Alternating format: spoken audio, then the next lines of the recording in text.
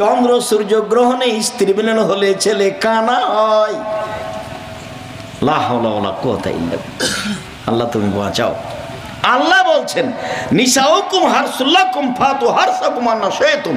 পৃথিবীর মানুষ তোমাদের স্ত্রী তোমাদের জমি, পৃথিবীর মানুষ তোমাদের স্ত্রী তোমাদের জমি।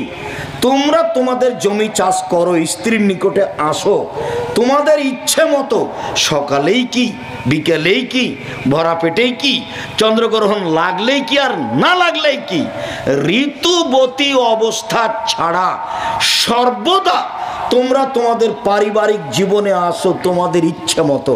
এই কথা আল্লাহ বলছেন। আর বইয়ে লেখা আছে যে ভরা পেটে স্ত্রী মিলন হলে ছেলে টেরা হয়। নজরুল্লাহ। তার মানে বক্তব্য মুখে মিথ্যা কথায় ভর্তি, বক্তব্য কলমে মিথ্যা কথায় ভর্তি, বক্তব্য মিডিয়ায় মিথ্যা কথায় ভর্তি। তো আল্লাহর নবী বলছেন, হাদিস বুখারী মুসলিম, পৃথিবীর মানুষ তোমরা সালাত আদায় করো যেভাবে আমাকে সালাত আদায় করতে দেখছো। এইবার তাহলে বিশুদ্ধভাবে যদি আশ্রয় নিতে চান তো বুখারী মুসলিম। যে যাই বলুক এখানে আশ্রয় নিয়ে সালাত শিখেন, ভালো। আর আমাদের লেখা বইয়ের চেয়ে আর একটা আপনাদের জন্য গ্রহণীয় বই হবে, সেটা হলো রিয়াজুস সলেহিন। নাম শোনেননি আপনারা? হাদিসের বই, বাংলায় পাওয়া যায়। আর আমরা মানুষ হিসাবে আমি আব্দুর রাজ্জাক বিন ইউসুফ বলছি যে আমিও এই শতাব্দীতে এসে বই লিখলাম সলাতের ওপরে, নামাজের ওপরে। এটা প্রয়োজন ছিল না, কিন্তু সব মোটামুটি বইগুলো পড়ে দেখলাম যে একটা বই হওয়ার দরকার। বিভিন্ন জায়গাতে যেভাবে যেটুকু ত্রুটি দেখলাম, সেই সুবাদে আমিও সলাতের উপর একটা বই লিখলাম। কি নাম? রাসূল সাল্লাল্লাহু আলাইহি সাল্লামের সলাত বনাম প্রচলিত সলাত। রাসূল সাল্লাল্লাহু আলাইহি সাল্লামের সলাত বনাম প্রচলিত সলাত। আমিও চেষ্টা করেছি মানুষ হিসাবে জাল জয়ীফ হাদিস না লেখা এবং অপ্রয়োজনীয় কথা না নিয়ে আসা। হুবহু রাসূলের সলাতটাকে আমি সহিহ হাদিস দিয়ে দেখানোর চেষ্টা করেছি। তো আমি আমারটাকে 3 নম্বরে রাখলাম। 1 নম্বরে কি রাখলাম? বুখারী মুসলিম। 2 নম্বরে কি রাখলাম? রিয়াজুস সলেহিন। 3 নম্বরে বললাম যে আমিও মানুষ, তবে আমি চেষ্টা করেছি কোনো পীর মুরিদের আশ্রয় নিইনি, কোনো দল মাঝাবের আশ্রয় নিইনি। আমার জীবনে কোনো দিন দল মাঝের বা আশ্রয় নিয়ে কিছু করা লাগেনি। আর জামিয়া সালাফিয়া একেবারে ভিন্ন ধরনের প্রতিষ্ঠান। এদেশের সর্বোচ্চ শিক্ষা মানে প্রতিষ্ঠান জামিয়া সালাফিয়া। এদেশের সর্বোচ্চ শিক্ষকগণে প্রতিষ্ঠান জামিয়া সালাফিয়া। এখন জামিয়া সালাফিয়া মদিনা বিশ্ববিদ্যালয়ের 4 জন টিচার আছে এখন এই মুহূর্তে।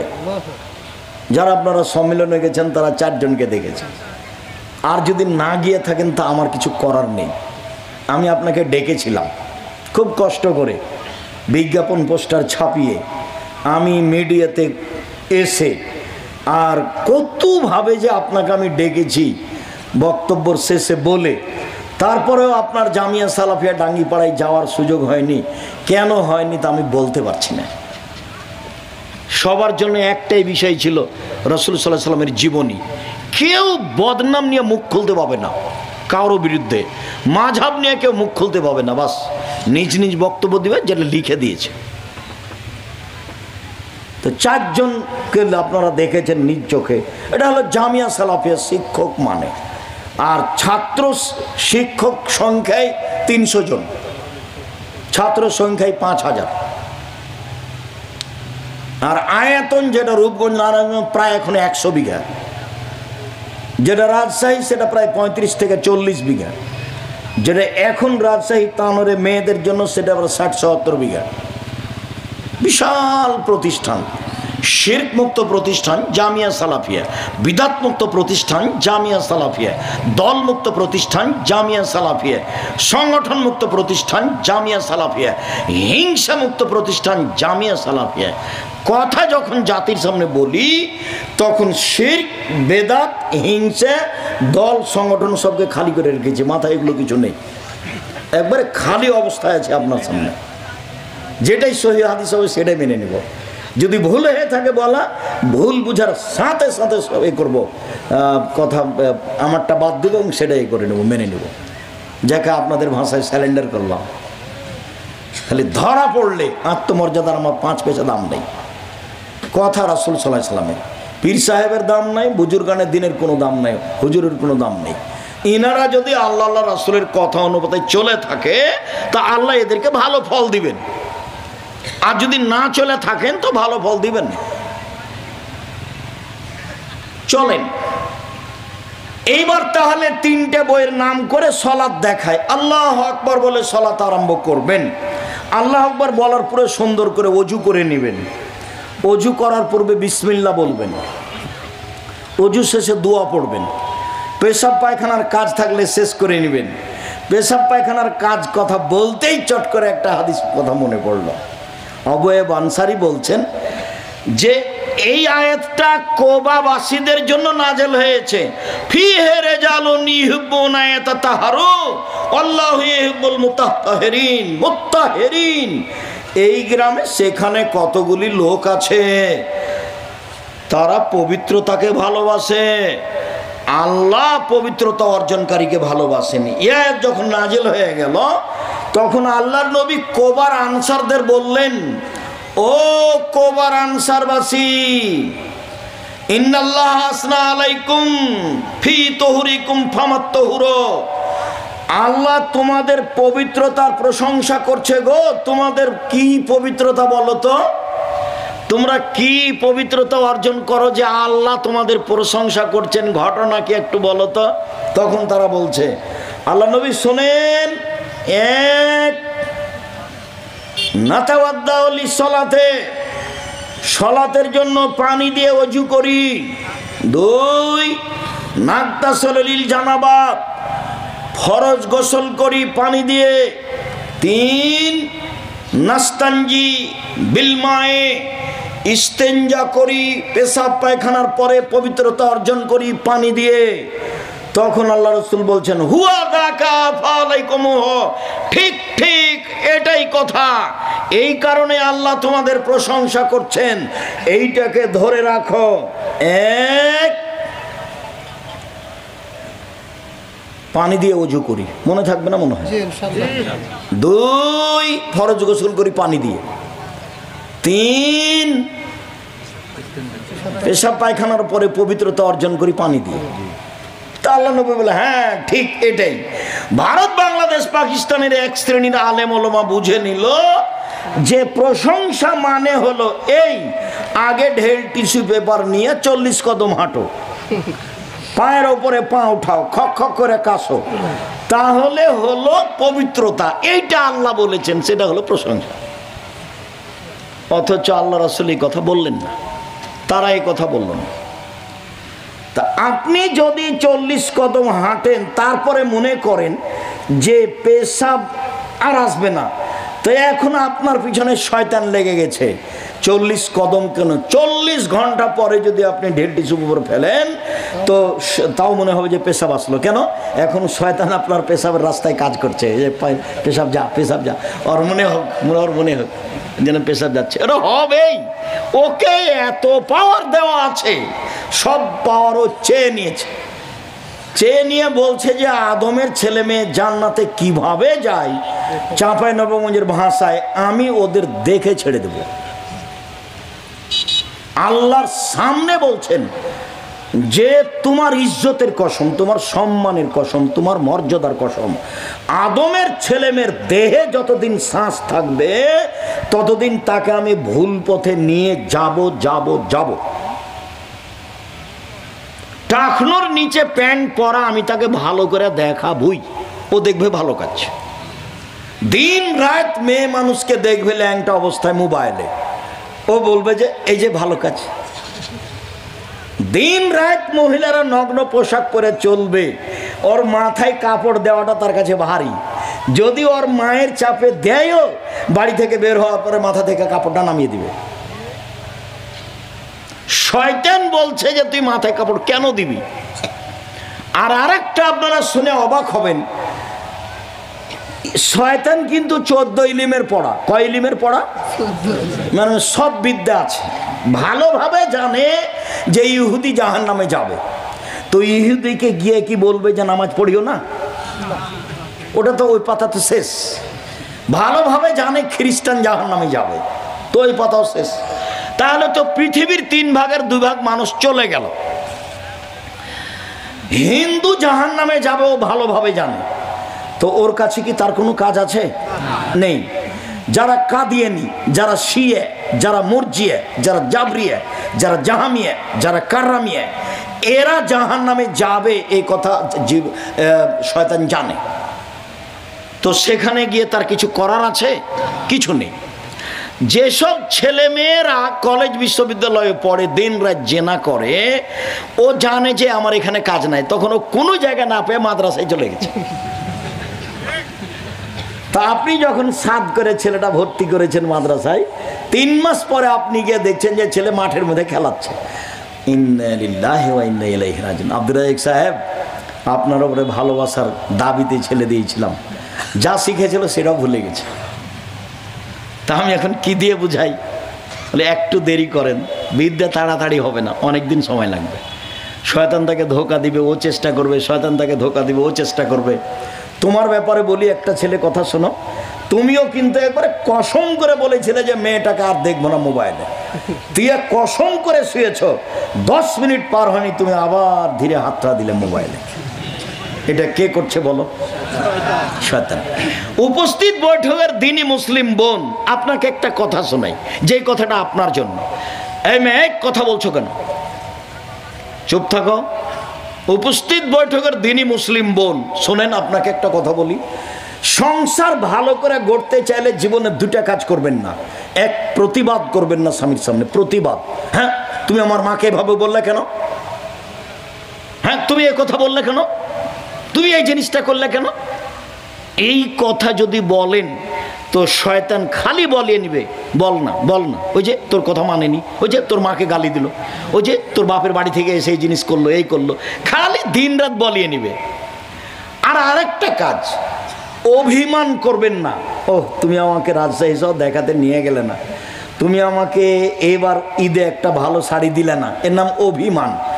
তো যদি করে থাকেন অভিমান, আর যদি আপনার স্বামী পূর্ণ করতে না পারে, তাহলে শয়তান সবসময় বলবে, বল না, তোকে কিছুই দেয় না, বল না, তোর কোনো কথা শোনে না। দেখবেন যে আপনি বলছেনও তাই। তো যার পরে মেজাজ যখন খারাপ হয়ে গেছে, তখনও বলছে যে যা, তোকে কিছু দেবো না, যা, তুই চলে যা, তোকে রাখবো না। তখন বলছে তুই তালাক দিয়ে দে, তুই তালাক দিয়ে তোর বাড়িতে থাকবো না, তুই তালাক দে না। তখন বলছে যা, তোকে 1 তালাক 2 তালাকে 100 তালাক দিলাম, যা। এবার শেষ, পাতা ছিঁড়ে গেছে। তো পাতা ছিঁড়ে গেছে, এখন বুদ্ধি। তো মৌলানা সাহেবের কাছে গেছে পাশে, মৌলানা সাহেব বলছেন 1 রাতের জন্য বিবাহ দিতে হবে। ইন্না লিল্লাহি ওয়া ইন্না ইলাইহি। তখন আর খালা ফুফুরা বলছে চুপ থাক, এটাই বিধান, মেনে নে, মেনে নে, এটাই বিধান, 1 রাতের জন্য বিবাহ বসতে হবে। খালা ফুফু বলছে, তার মানে খালা ফুফু 14 ইলিমের পড়া, ফেকার বইয়ে লেখা আছে এসব কথা। খালা ফুফু বলছে, ওকে সান্ত্বনা দিচ্ছে। তখনও বলছে ছি ছি ছি ছি, এটা কথা হলো? একদিনের যে 1 রাতের জন্য বিবাহ বসবে, এটা কথা হলো? তখন দুইজন কথা বলা বলি করে বলছে কি পথ? বলে চলো আব্দুর রাজ্জাক বিন ইউসুফকে বলো। কি ঘটনা? এই 100 তালাক দিয়েছি। ঠিক আছে, 1 বৈঠকে 1 তোহরে 30 দিনে 1 কোটি তালাক 1 তালাকই হয়। আপনি সংসার করেন, কোনো চিন্তা নেই। কেউ কিছু বললে বলবেন আব্দুর রাজ্জাক বিন ইউসুফ বলেছে। শুনুন, 40 কদমের পরেও পেশাব আসবে, এ কথাই ঠিক। এই পথ বাতিল। মেনে নিলাম যে আপনি 40 কদম হাঁটছেন, পায়ের ওপরে পা উঠাচ্ছেন, খক খক করে কাছেন, তো আপনার স্ত্রী কি করবে এখন? ওইও কি 40 কদম হাঁটবে? হাঁটতে বলেন না দেখি। তাহলে ওইও কি পায়ের উপরে পা উঠাবে, খক খক করে কাশবে? ধর্ম পাগল হয়ে গেছে। ধর্ম राजशाही चापे रहो मुझे हवाई लड्डू, दोनों हाथ में लड्डू है, जो चाहे उसको खा ले, जो चाहे उसको छोड़ दे। भूल हिसाब, बातिल हिसाब। পেশাব পায়খানার পরে পানি দিয়ে পবিত্রতা অর্জন করতে হবে। এরপরে যদি মনে হয় পেশাব আসলো, শয়তানকে বলতে হবে পেশাবে কাপড় ভিজে যাক, তুই সর, আমি আর ওযু করব না। সর, তুই সর, সর, তুই আমার কাপড় পেশাবে ভিজে যাক, তাতে আসে জানে, তুই সর, আমি তোর কথা গ্রহণ করব না। যদি পানি না থাকে তাহলে ঢেল টিস্যু পেপার, তবু 40 কদম নয়, পায়ের উপরে পা উঠানো নয়, খক খক করে কাশা নয়, পবিত্রতার বিধান এটা নয়। আল্লাহর নবী বললেন কি করো বলো তো দেখি? এক, পানি দিয়ে ওযু করি। দুই, ফরজ গোসল পানি দিয়ে করি। তিন, পেশাব পায়খানার পরে পবিত্রতা অর্জন করি পানি দিয়ে। এটা হলো হাদিস। ভারত, বাংলাদেশ, পাকিস্তানের এক শ্রেণীর লোকেরা 3 নাম্বারটা এইভাবে বুঝলো। কথা বুঝাতে পারিনি, মনে থাকবে না যে 3 নাম্বারটা ওরা কিভাবে বুঝলো? আল্লাহু আকবার, কাঁধ সামনাসামনি হাত উঠাবেন। আল্লাহু আকবার বলার পূর্বে কোনো কথা নেই। আল্লাহু আকবার এত পাওয়ারফুল শব্দ যে বিসমিল্লাহ চলবে না। ওযু শেষ হয়েছে, বিসমিল্লাহ বলে ওযু করবেন, না হলে ওযু হবে না। ওযু যখন শেষ হয়ে যাবে তখন বলবেন আশহাদু আল্লা ইলাহা ইল্লাল্লাহু ওয়াহদাহু লা শারীকা লাহু ওয়া আশহাদু আন্না মুহাম্মাদান আবদুহু ওয়া রাসূলুহু। এবার জান্নাতের সব দরজা খুলে গেছে, সবটাই খুলে আছে, যেটা দিয়ে ইচ্ছে ঢোকেন। এরকম কথা একটা আল্লাহ নবী মহিলাদের ব্যাপারে বলেছেন। সেখানে আবার পুরুষের কোনো সুযোগ নেই, এখানে মহিলাদেরও সুযোগ আছে। মহিলারাও যদি ওযু করে বলে আশহাদু আল্লা ইলাহা ইল্লাল্লাহু ওয়াহদাহু লা শারীকা লাহু ওয়া আশহাদু আন্না মুহাম্মাদান আবদুহু ওয়া রাসূলুহু, তাহলে জান্নাতের সব দরজা খুলে গেছে। আর মহিলাদের জন্য জান্নাতের সব দরজা খুলে যাবে যেখানে আছে, সেখানে আপনাদের সুযোগ নেই। 1, 5 ওয়াক্ত সালাত মহিলা। 2, রমজানের সিয়াম রোজা। 3, স্বামীকে মেনে চলা, মিঠা লাগলেও তিতা লাগলেও। 4, জেনায় লিপ্ত না হওয়া। এই 4টা মহিলারা পালন করেছে, ওর জন্য জান্নাতের সব দরজা খুলে গেছে। মহিলাদের মান সম্মান অনেক বেশি, এর কারণে মহিলাদের লজ্জা কম, পুরুষের লজ্জা বেশি।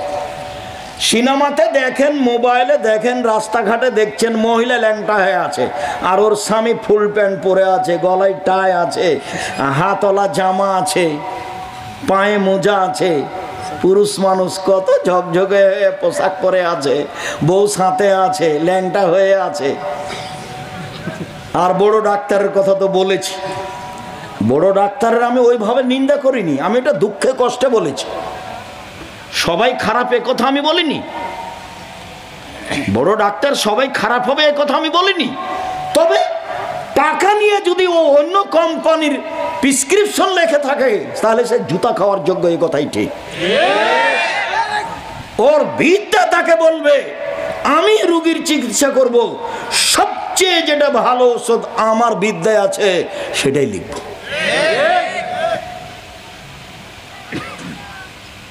গলায় টাই আছে, পরনে প্যান্ট আছে, টাকনোর নিচে আছে, দাড়ি চাঁচা আছে, হাতে সিগারেট আছে। এইটা কোন থানা? সাথিয়া থানার কোন এক ভদ্র বড় ডাক্তার, আপনার পিজিতে ডাক্তারি করে 3 লক্ষ টাকা বেতন। গ্রামের বাড়ি আসলো, বাপ মা চাচা চাচি আছে, সবাই দৌড়িয়ে বের হয়েছে। দেখা গেল ছেলে গাড়ি থেকে নামলো এভাবে, একটু পরে বৌমা গাড়ি থেকে নামলো, হালকা হালকা গায়ে কাপড় আছে।